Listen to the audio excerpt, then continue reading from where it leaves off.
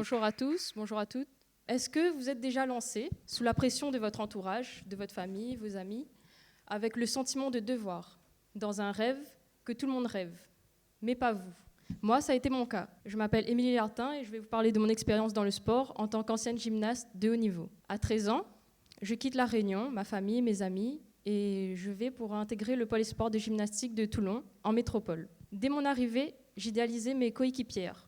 Il faut dire que 2 ans auparavant, je ne pensais pas être à ce niveau. Je pensais que j'étais vouée à faire uniquement des compétitions régionales. Et puis, on me propose d'intégrer le groupe classe à horaire aménagé.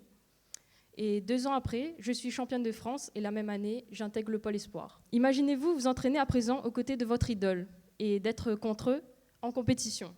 J'étais avec des filles ambitieuses qui avaient des objectifs clairs et précis. Elles savaient pourquoi elles étaient là. Comment moi je me sentais ? Eh bien, j'étais fière de m'entraîner à leur côté, mais je ne me sentais pas aussi forte qu'elles, pas légitime. Du moins, c'est ce que je pensais.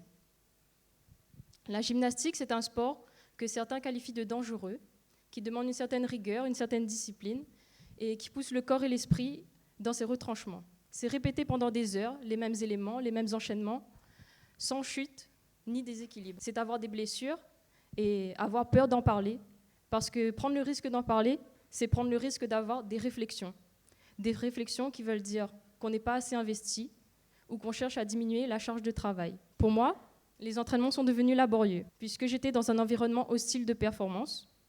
Je n'avais pas de réelle motivation, pas de réels objectifs, et j'avais des blessures à répétition. Tous les ans, je voulais arrêter la gymnastique, parce que pour moi, c'était un peu comme un rêve devenu un cauchemar. Mon entraîneur m'a dit une fois, comme je voulais arrêter la gymnastique tous les ans, qu'il fallait aller me chercher au fin fond de l'enfer pour me ramener.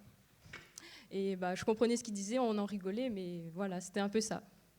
Donc pour vous montrer à quel point c'était vraiment difficile le sport de haut niveau. En fin de saison, mes entraîneurs décident de m'inscrire à une compétition, le Gymnova Cup, qui est une compétition internationale en Belgique. Et c'était une façon pour moi de garder une certaine motivation. Alors quand j'ai appris que je participais à cette compétition, je vous avoue que j'étais en colère, parce que j'arrivais au moment de la saison que je préférais, c'est-à-dire faire de nouveaux éléments. Mais je savais aussi que c'était une chance qui ne se représenterait peut-être pas une deuxième fois. Alors je suis allée à cette compétition, mais sans de réels objectifs, parce que bien évidemment pour moi je n'étais pas la meilleure. Il y avait plutôt une bonne ambiance autour de cette compétition, il y avait des soirées, on pouvait se connaître entre gymnastes, apprendre à se connaître, c'était des soirées un peu dîner dansant. Et je n'étais pas vraiment stressée à cette compétition parce que je n'avais pas de réels objectifs, je n'attendais rien, c'était juste je faisais mon job comme on dit. Et devinez quelle a été l'issue de cette compétition. Je n'ai pas eu une médaille. J'en ai eu 4.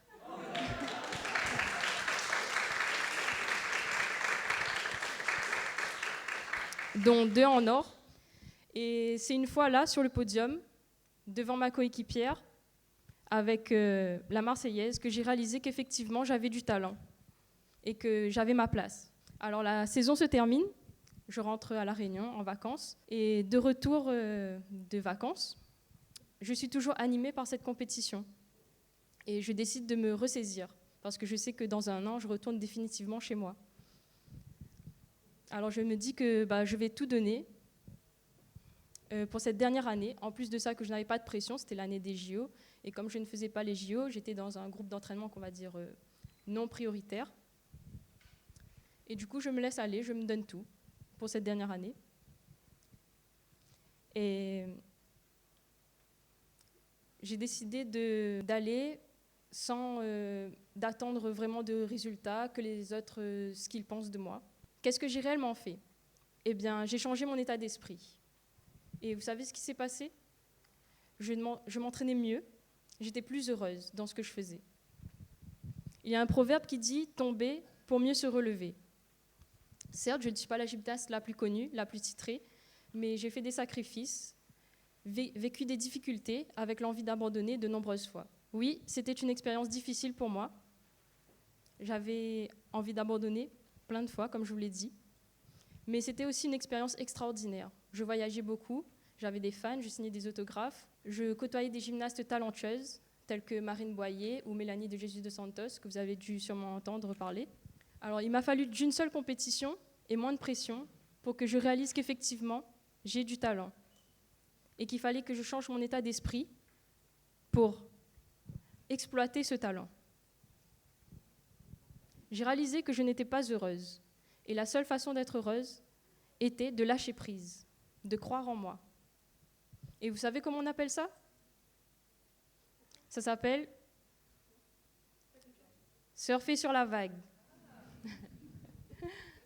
Alors oui, la jeune fille de 13 ans que j'étais ne voulait pas vivre cette expérience, mais la jeune femme de 25 ans aujourd'hui remercie cette expérience, car elle m'a permis d'apprendre que les expériences, même jugées négatives, peuvent se transformer en positives pour soi-même, au-delà du résultat sportif, et qu'on est plus fort qu'on ne le croit.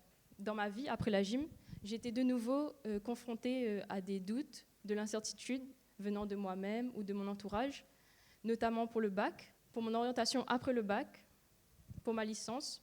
Je suis partie en STAPS, un peu contre l'avis du professeur principal. J'ai fait beaucoup de choses en même temps que ma licence. J'ai fait la licence, plus un brevet professionnel, un BPGEPS, activité gymnique acrobatique.